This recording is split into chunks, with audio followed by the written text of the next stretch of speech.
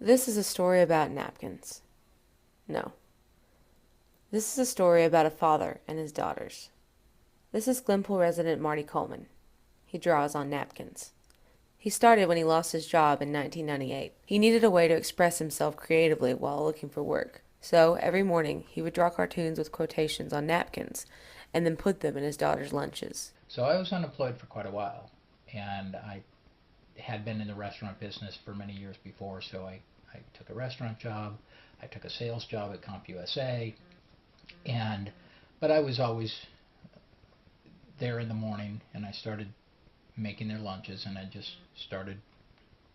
I love quotes. I love quote books. They're all my quote books right there, and I would just put a quote in a drawing.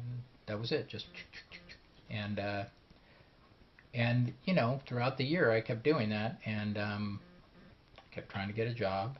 And somewhere in the year I wasn't really doing much artwork. I had kind of put aside all my own individual artwork once I moved here. It's kind of like, okay, I tried that already. I need to make a success.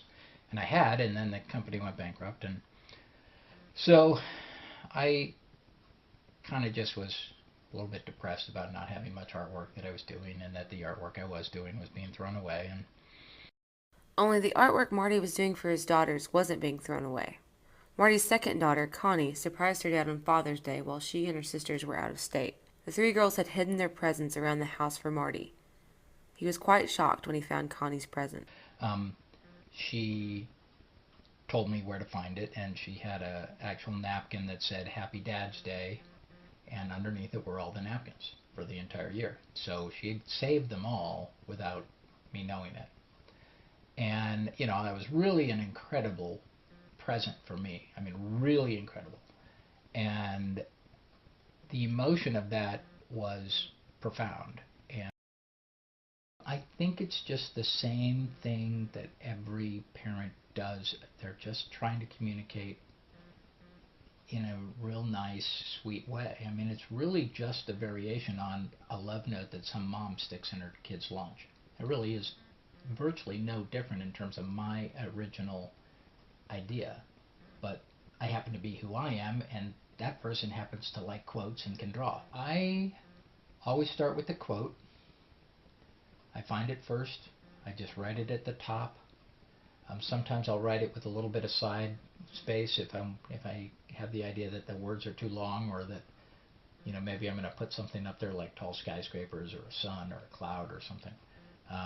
And then I just draw a circle around it, and I don't think in advance really about where that little point's going to go, like someone's talking, the thought bubble point. I just draw it, and sometimes it ends on the left, sometimes it ends on the right, and then I draw the drawing. And almost never do I have an idea before the quote of what's going to be in the drawing. But I have a number of characters that are in my head for many years now, and I can bring those back up like a person does in a novel. So I can bring up Singing Snake, or I can bring up Turtle, or I can bring up Wiggle Dog, or I can bring up Cheerleader. Um, and in the background, I can bring up Volcano. I have all these recurring characters, and I even have an encyclopedia of my characters that's online um, in that same blog, um, where I describe all these characters. And but I mean, each time it's individual. And I find myself doing backgrounds that are similar and that make me feel comfortable and tell the story that I want to tell. Um, and then once I'm done the drawing, I line it, the whole thing, with black um, thin marker. Um, for the most part, I line the whole thing, and then I sign it and date it and scan it.